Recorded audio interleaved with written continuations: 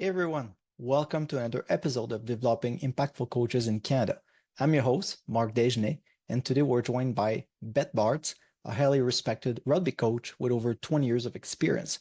Beth is also a master coach developer and mentor for high performance coaches, as well as a coach developer and advisor at Coach Plus. You can find more about Coach Plus at improveyourcoaching.ca. Today, we'll be diving into her approach to coaching, development, and building successful programs. Let's get right into it. So, hello, Beth. Thank you for accepting my invitation to the podcast, Developing Impactful Coaches in Canada. So, happy to have you today. Thanks. Yeah.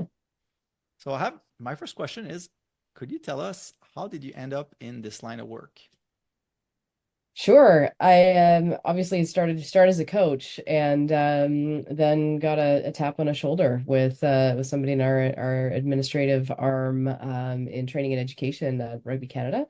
And yeah, followed up and went and did a coaching course. And I didn't really know kind of what I was getting into. And it wasn't just a coaching course, it was a coaching course to become a coach of coaches. And then when I did that course, I really enjoyed it, and I learned a lot of skills that I could then turn around and apply in my coaching life and in my teaching life.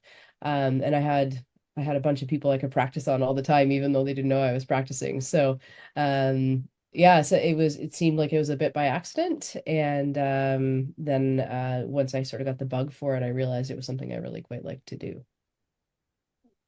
And what do you feel is your mission as a coach developer, as someone who works with people that are coaches and also as a coach? What's your purpose? What's your mission? Well, I think those things really are underpinned by my values. Of course, my dog is barking. Gotta love that. Values-based leadership from my end of things is really important. And if I think about my own values, I sort of have four: lifelong learning, collaboration, challenge, and support. And in order to be a good coach developer, I need to employ all of those values regularly, right? I need to enjoy learning because I'm continually learning all the time, either from the people I'm working with or trying to learn for the people I'm working with, in a sense.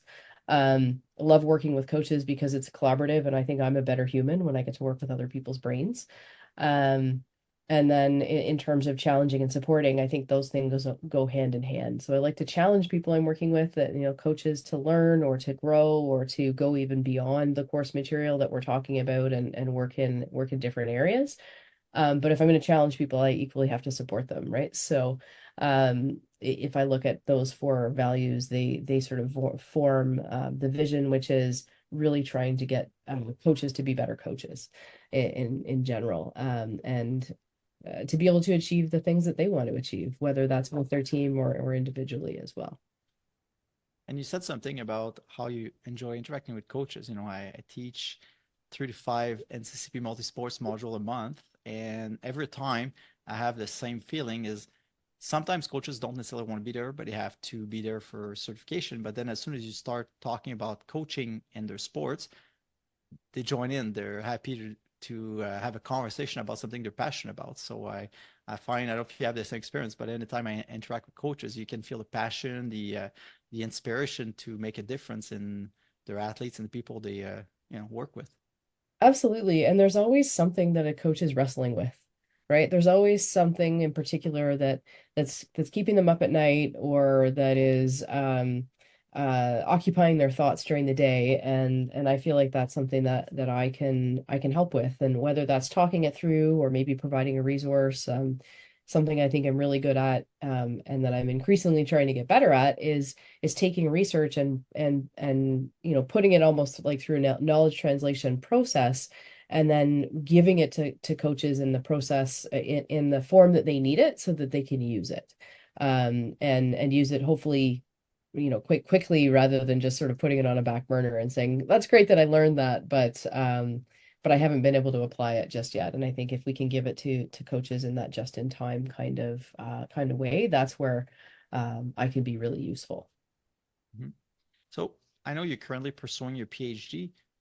Can you tell us about what's your line of research? What are you looking at? What are you studying?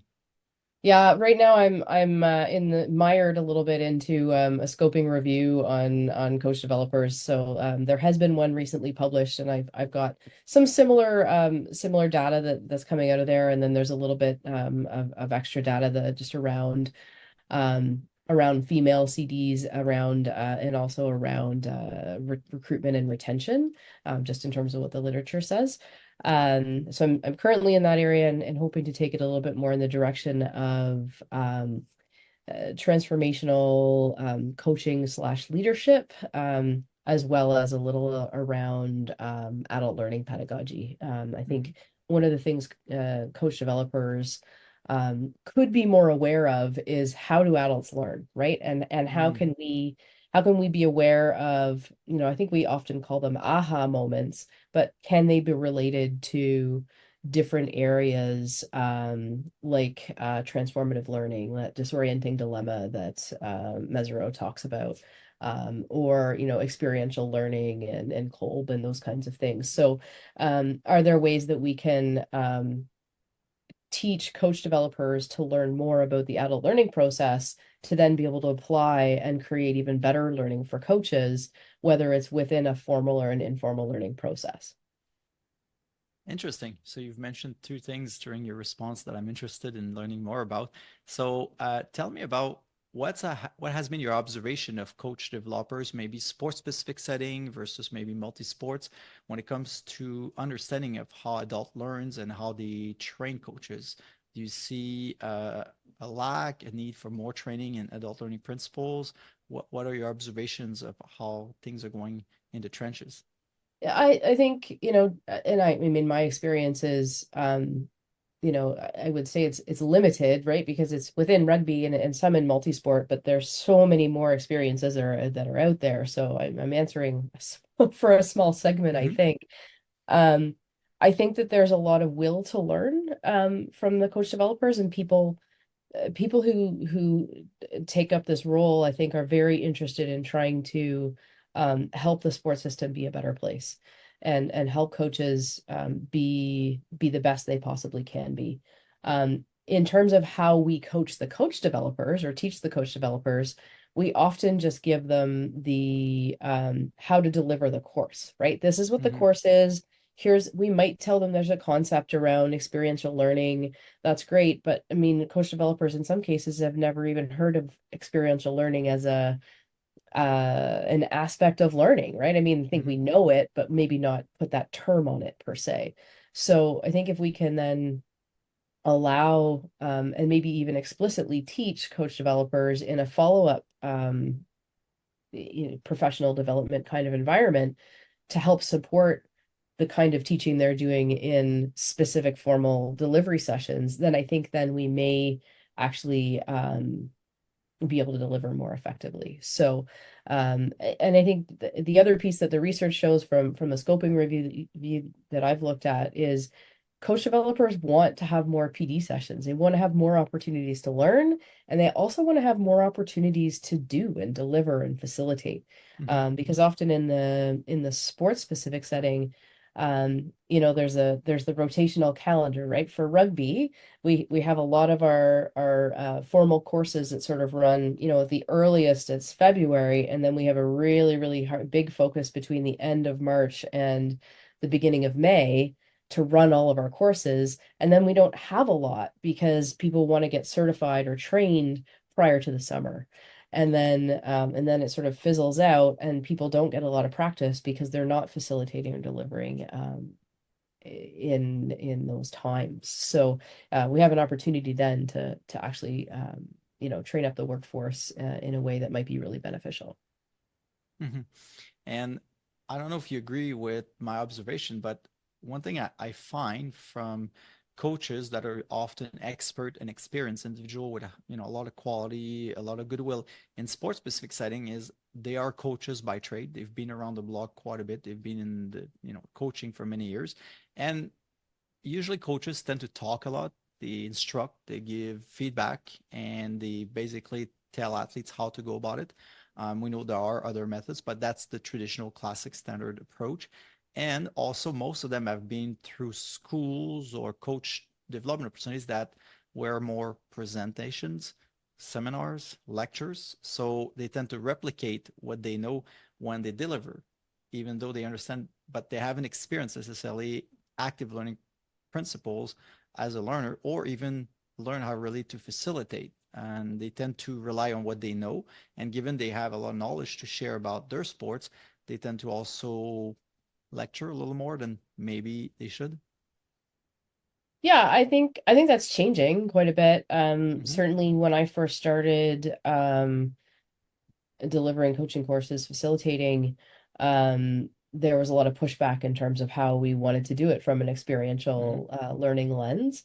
And now that we have more coaches who are coaching in that manner, I think we have more people who've experienced that coaching as athletes who are now becoming coaches and are quite willing to embrace that kind of learning Mm-hmm. experience. So I'm seeing less pushback than I ever did before. I Mm-hmm. certainly saw a lot more, certainly pre-COVID and 10 years ago, there was a lot more reticence perhaps to want to learn that way. But if we could get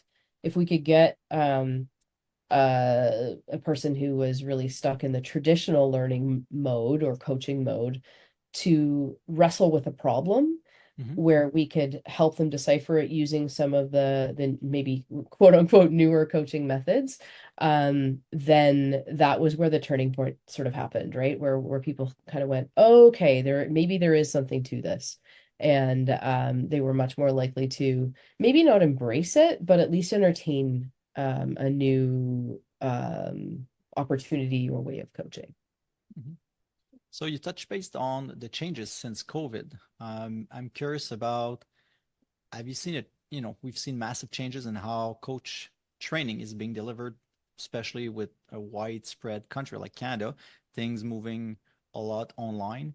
How do you find training coaches virtually versus the old ways of being in person?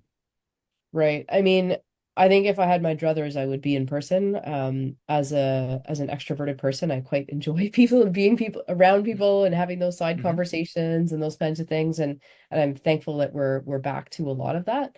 But I'm also mindful of access and coaches' time. So I do think that having online options is really helpful. I'm aware of some coach developers who've made the choice to say, you know what, like teaching online is just not for me.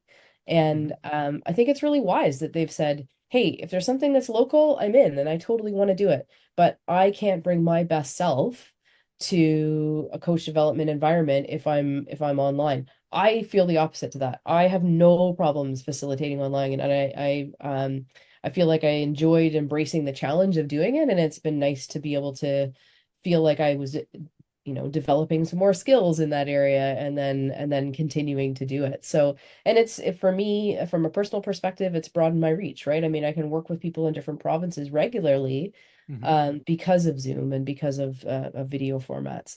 So I don't mind it, but I also recognize that it's not for everyone, and I think we need to acknowledge that as we go ahead and let people recognize, okay, Mm-hmm. well, you do what you want to do, but just make sure you're bringing your best self forward when you're doing it.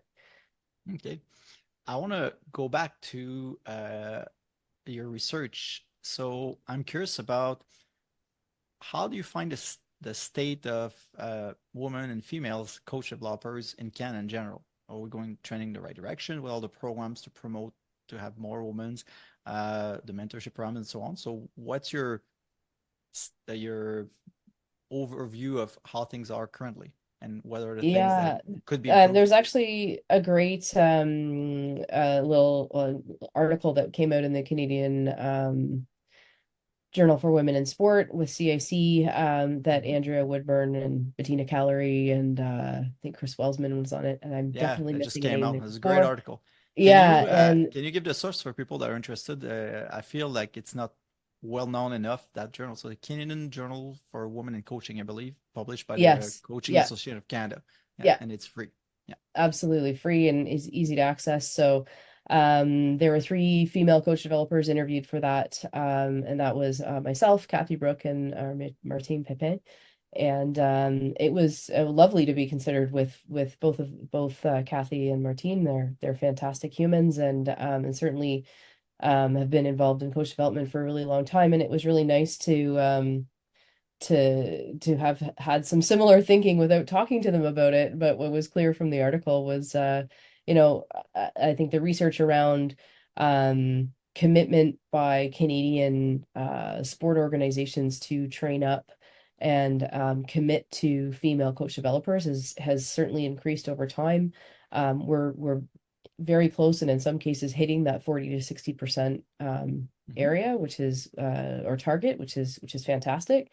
And of course, there's always things that we can do, and some things that are good for women are just as good for men. So, one of the things, and this is something I was chatting with someone else about recently was, if you do think that somebody is a great fit, then, maybe inviting them along and just so they can see what it looks like before they get an invite, and maybe then realize, oh, this isn't for me, or yeah, this is absolutely what I want to do. Um, as a coach developer, if we have permission to do that, and all the liabilities are covered and all that kind of thing, why shouldn't we be able to do that? And as most coach developers are sort of known as the face of the organization because they're representing the organization face to face to people. um, if we can invite more and more folks to be part of that, and part of that process, we may get more and more people who want to continue to be part of that process and give back. So I think if we have more opportunities to do that, then so much better. Great insights. I'm also curious, you're involved with the advanced coaching diploma for coaches that are at a higher level. Can you tell us a little bit more about how is it to work with coaches in the ACD program, the advanced coaching diploma? I'm sure a lot of people will be curious about knowing how it is. The program has been restructured once or twice in the last few years. So Right. tell us about your experience and how do you find the training that these coaches get? Yeah, well, I've certainly had a lot of trust put in me by the powers that be running the ACD program. So I feel very fortunate to be in a position to be working with coaches, talking a lot about leadership and culture in particular, and with the move from the 2-year program to the 1-year program right now. It's a lot. It's weekly, and make no mistake, it is not easier because because it's only a year. It is still a pretty big commitment. So, and it's been a great challenge for me because I certainly had to take a whole bunch of research because we really wanted to make this research based, and really share the most recent information with coaches, and to distill it down into bite-sized pieces where coaches can hear it, discuss it, see what works and fits for them, and then apply it. I mean, we need they get right down to it. They've got to apply it. So, I think the challenge for me is working with a really wide variety of coaches, and then teaching within the Ontario program and the program in Alberta. Um, there's some slight differences with the coaches who are attending. Many more in Calgary tend to be, or in the Alberta program tend to be more Winter winter sport sports? Yeah. coaches, yeah, versus summer sport coaches. But not always exactly like that. It's just, it's sort of how it starts up and finishes in terms of the dates and that kind of stuff. But I love it. I just think the cross-pollination between sports and the kind of commentary and the sharing.